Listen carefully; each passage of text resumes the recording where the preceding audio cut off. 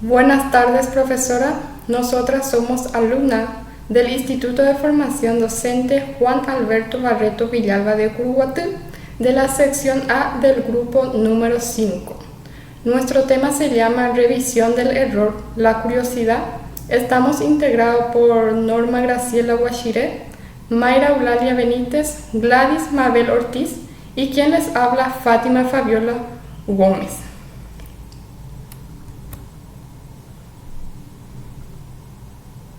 En este presente trabajo estaremos hablando sobre el error en el aprendizaje, su concepto, en qué consiste, cómo se considera el error desde la neurociencia, importancia del error y la curiosidad como herramienta en el aprendizaje, también pedagogía del error, el papel de la curiosidad en el aprendizaje, importancia del error y cómo despertar la curiosidad en los alumnos.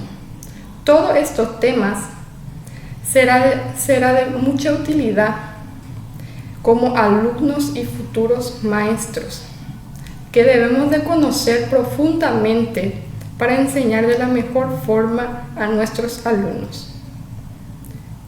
A continuación, la compañera Mabel va a empezar. Yo voy a estar hablando sobre el error del aprendizaje. Bueno, ¿cómo se considera? Nos dice que el error es usualmente considerado como algo malo que denota la ímpetu de parte de los alumnos, bueno, haciendo que el hecho de equivocarse sea visto por estos como un tabú. Bueno, como sabemos, el error es fundamental para que los niños puedan aprender, ya que se les puede enseñar que existen algunas acciones o situaciones imprescindibles de las cuales es tan extenso que ocurran. Después está, según estas teorías, dice Jordan 1985, nos dice que en el interés didáctico de los errores de los estudiantes sostiene que el problema del error se vincula al problema de la verdad. Y según Jean-Pierre Astolfi 2000, nos dice él por ejemplo afirma que solo dejan de equivocarse los que no hacen nada. Neus San Martí 2000, él dice el error en el proceso de enseñanza sugiere estimular expresión de error mediante un clima de aula no amenazador. Después está errores típicos de la enseñanza, por ejemplo. Primero que nada está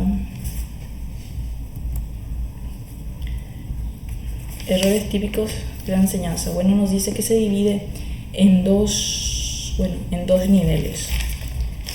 Sería a nivel ¿cómo decirlo? A nivel individual y a nivel colectivo.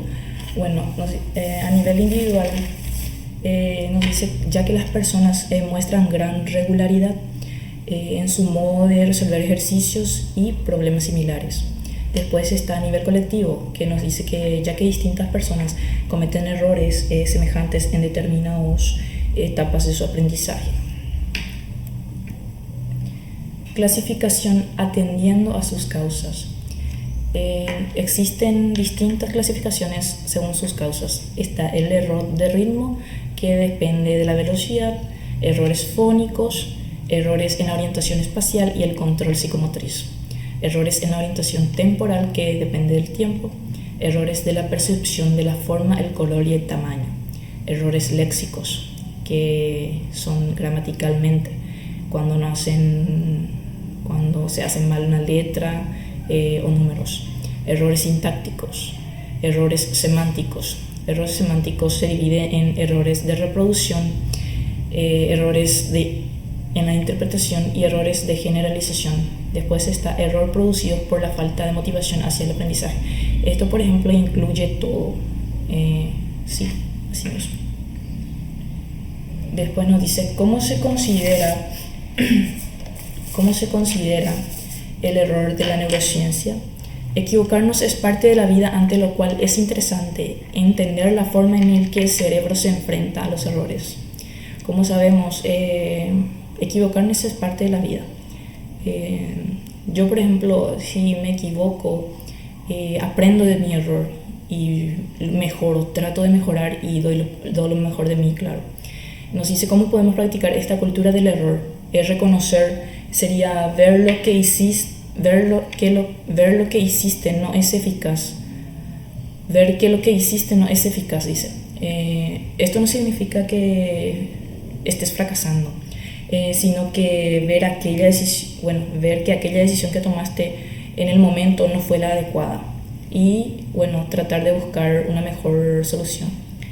Responsabilizarse. Nos dice que ver cuál ha sido tu contribución al error y comprometerte a buscar una mejor solución. Reconciliar. Esto no es más que disculparse si algo no hemos hecho bien. Resolver, por ejemplo, nos enfocamos en soluciones. Puede ser preguntas. ¿Cómo podemos resolverlo? ¿Cómo podemos terminar para poder mejorarlo?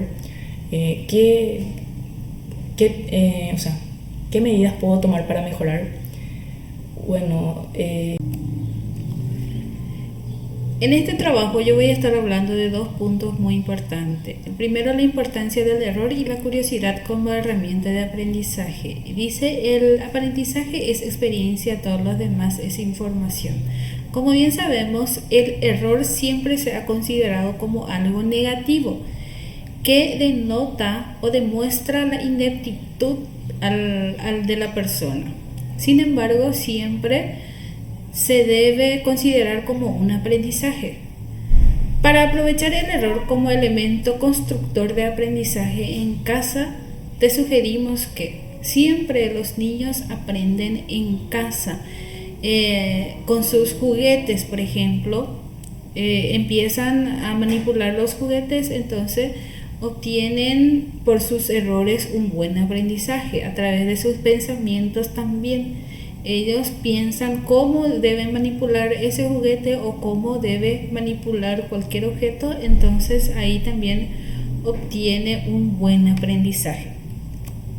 El segundo punto es la pedagogía del error.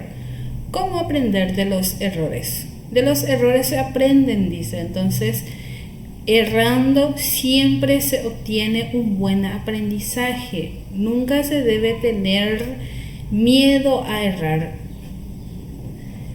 Después dice, ¿cómo se considera el error en el aula? En el aula se considera el error como un aprendizaje. El niño que no erra siempre no conoce todo lo que es el aprendizaje. Después, ¿cómo se puede aprender de los errores?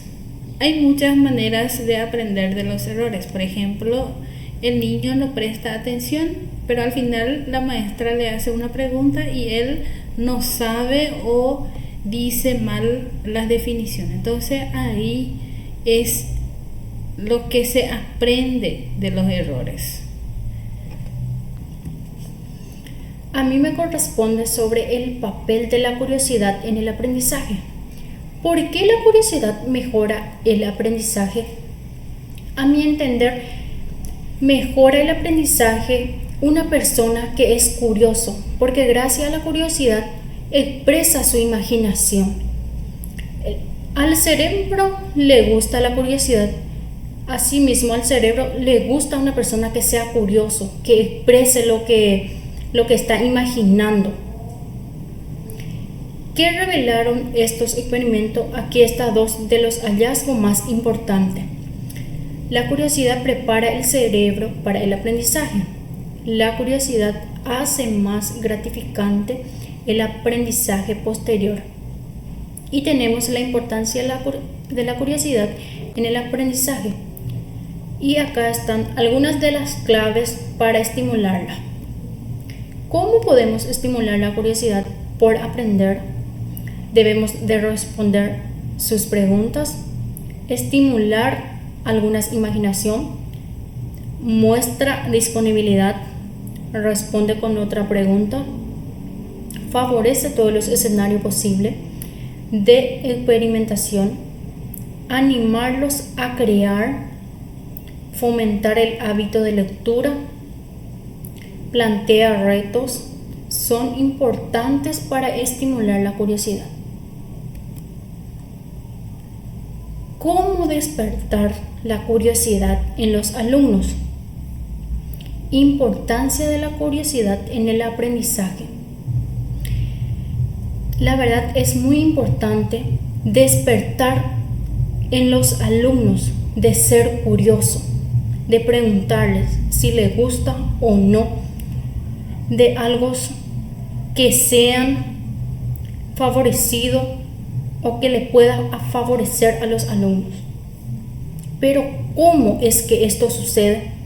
Y sucede a través de que alguien o los alumnos debe ser curioso, que puedan despertar su imaginación de preguntar cómo es, a qué corresponde. La curiosidad aunada al interés incita a la memorización. Entonces, el curioso aprende más y mejor. A mi entender, es la pura verdad que alguien que sea curioso aprende mejor. Porque un niño, si pregunta,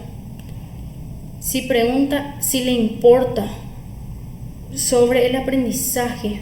Muchas gracias.